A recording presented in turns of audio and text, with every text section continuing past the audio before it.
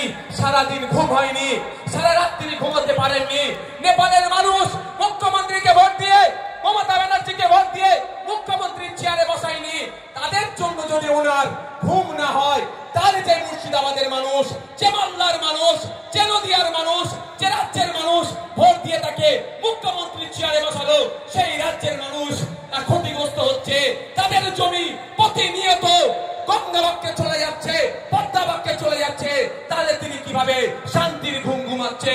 তাহলে মানুষের সাথে, মুর্শিদাবাদের মানুষের সাথে, তারানগরের মানুষের সাথে, মালদার মানুষের সাথে, নদিয়ার মানুষের সাথে বিচারিতা হচ্ছে না ভাই।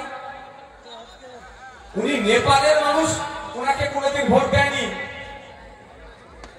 ওনাকে মুখ্যমন্ত্রী নেপালের মানুষ করেনি। উনি নেপালের জন্য চিন্তিত, সারা রাত ঘুমাতে পারেনি। আর যারা আপনারা ভোট দিয়ে ওনাকে মুখ্যমন্ত্রী বানালেন, তাদের জন্য উনি একটু চিন্তা করছেন না কেন বলুন তো? মেঘ না চাইতে পানি পেয়ে যাচ্ছে, মেঘের কি প্রয়োজন আছে? তাই আপনাদের বলবো, সামনের দিন আসছে, জবাব দেওয়ার সময় এসেছে। যখন ওয়াকফ নিয়ে সারা পশ্চিম বাংলার মানুষ, সারা ভারতবর্ষের মানুষ চিন্তিত যে ওয়াকফ নিয়ে কি হবে, ওয়াকফ নিয়ে কি হবে, সেই সময় মাননীয়া তিনি স্টেজ থেকে বললেন। আর অপদার্থ এমএলএ এমপি গুলো এই প্রথম সারিতে বসেছিল, তারা উত্তর দিল না যে কারো যদি ওয়াকফ নিয়ে আন্দোলন করতে হয় দিল্লি গিয়ে করবেন বলে আমাদেরকে নিদান দিয়েছিল। তাই সময় এসেছে মাদ্রাসা বাঁচানোর লড়াই, মসজিদ বাঁচানোর লড়াই, ঈদগাহ বাঁচানোর লড়াই, কবরস্থান বাঁচানোর লড়াই। আমাদের পাশে যারা ছিল না, সময়ের সাথে সাথে তার জবাব দেওয়া হবে। হবে তো নাকি ভাই? হাত তুলে দেখান, হাত তুলে দেখান। মমতা ব্যানার্জির এত সাহস কি করে হলো? তিনি রাজা, আমরা প্রজা নয়, এটা মাথায় রাখতে হবে। গণতন্ত্রে প্রত্যেকটা নাগরিক রাজা। এই রাজার দেশে অনুযায়ী নাগরিক 5 বছরের জন্য দায়িত্ব তুলে দিয়েছে। উনি দায়িত্ব পেয়ে যদি রাজা মনে করে আমরা রাজা, আগামী দিনে তাকে বুঝিয়ে দেবো। হবে তো ভাই? অবাক হয়ে যাচ্ছি মুর্শিদাবাদের মুখ।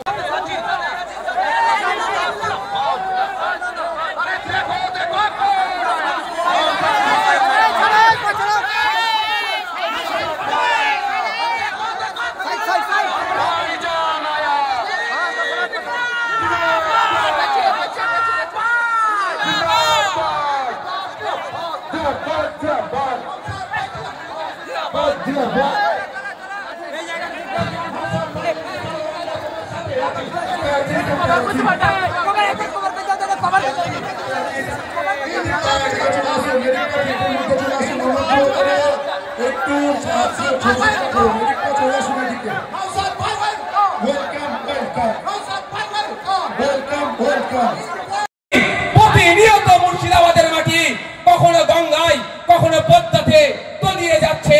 এই অপদার্থ সরকারের কোনো হুঁশ নাই। আর মানুষ থাকলো কি? মানুষ মা কাঁদছে, তার আশ্রয়স্থলে, স্কুলে মাটি গঙ্গা পদ্মায় তলিয়ে যাচ্ছে। আর থাকলো কি? মানুষ। আমাদেরকে মানুষ মনে করে? মনে হয় আমাদেরকে মানুষ মনে করে? আমি বিশ্বাস করি না ভাই, শুধুমাত্র ভোটার মনে করেন। তাহলে মানুষের প্রসঙ্গতে আসছেই না। আমি ঘুরে আসলাম ওখান থেকে, আমি আপনাদের বলি ওই প্রসঙ্গ একটু ছোট্ট করে বলবো। গিয়ে দেখলাম প্রায় 138টি পরিবার ধ্বংস হয়ে গিয়েছে। এই রিসেন্ট 2-1 মাসের মধ্যে আরো পরিবার হয়তো ধ্বংস হতে পারে যদি সরকার না সদর্থক ভূমিকা নেয়। একদিকে শুভেন্দু অধিকারী বড় বড় কথা বলে, জ্ঞান দিয়ে বেড়াচ্ছে। আমি এই মঞ্চ থেকে শুভেন্দু অধিকারী 3 দিন নেতাদেরকে বলতে চাই, পদ্মা হচ্ছে আন্তর্জাতিক একটা নদী।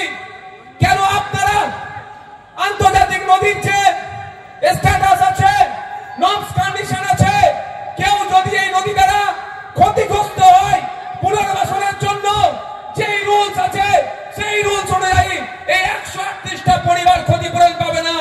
এই নিয়ে আপনি একবারও কথা বলতে দেখছি না কেন? হিন্দু ভাই ভাই গল্প শোনালেও যে 138টি পরিবার ক্ষতিগ্রস্ত হয়েছে, ওখানে আমার হিন্দু, আমার মুসলিম সমাজের মানুষরাও আছে। অন্তত ওই অপদার্থ শুভেন্দু অধিকারী ওই আমার হিন্দু ভাইদের অন্তত কথা বললে তাও মনে একটু শান্তি আসতো, সেটাও বলেনি। আর আমাদের রাজ্য সরকার খেলামেলা করে হাজার হাজার কোটি টাকা অপাত্রে দান করছেন, ওখানে কংক্রিটের বাঁধ নির্মাণ করেনি। গঙ্গা বক্ষে তলিয়ে যাচ্ছে, মালদা মুর্শিদাবাদ নদিয়ার এই অংশ গঙ্গা বক্ষে পদ্মা বক্ষে তলিয়ে যাচ্ছে, কোনো ব্যবস্থা গ্রহণ করছে না। আর উল্টো দিকে হাজার হাজার কোটি টাকা খেলামেলা করে নষ্ট করে দিচ্ছে। আপনাদের বলি, অনেকের মধ্যে একটা ভুল ধারণা ঢুকিয়ে রেখেছে নাকি ওই গঙ্গা ভাঙন পদ্মা ভাঙন রোধ করা যায় না। আপনারা এখান থেকে যদি মালদাতে যান, ফারাক্কা যখন পার করবেন, গেট আছে না, কি গেট বলে গো, ফারাক্কা ব্যারেজ, ফারাক্কা ব্যারেজ আছে তো, তার থেকে ডান সাইডে নতুন আর একটা ব্রিজ তৈরি হচ্ছে না ভাই, হচ্ছে তো নাকি? যদি গঙ্গা বক্ষের উপরে নতুন করে ব্রিজ নির্মাণ করা যায়, তাহলে গঙ্গা বক্ষে যদি নতুন ব্রিজ নির্মাণ করা যায়, তাহলে কেন গঙ্গার পাড়ে ভাঙন রোধ করা যাবে না? আমাদেরকে মন বুঝে রাখা হচ্ছে। তার সাথে সাথে বলছি, পশ্চিম বাংলায় একটা বড় চর্চিত পর্যটন কেন্দ্র হচ্ছে দীঘা। দীঘাতে আমরা অনেকেই কম বেশি গিয়েছি বা তার ভিডিও দেখেছি।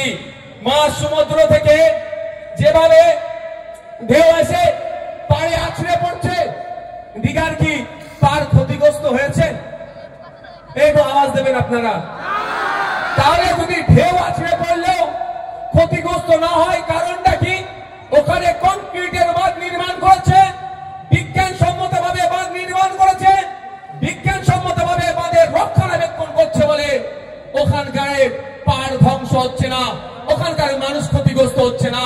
যদি দীঘায় কংক্রিটের বাঁধ নির্মাণ করে ওখানকার মানুষকে বিপদের হাত থেকে বাঁচানো যায়, কেন মুর্শিদাবাদ, কেন মালদা, নদিয়ার একটা অংশের মানুষকে ওই কংক্রিটের বাঁধ নির্মাণ করে এই বিপদের হাত থেকে রক্ষা করবে না?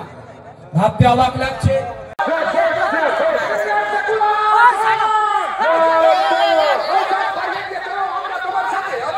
এদিকটা ফিল্ডের মধ্যে চলে আসুন, এদিকটা ফিল্ডের মধ্যে চলে আসুন।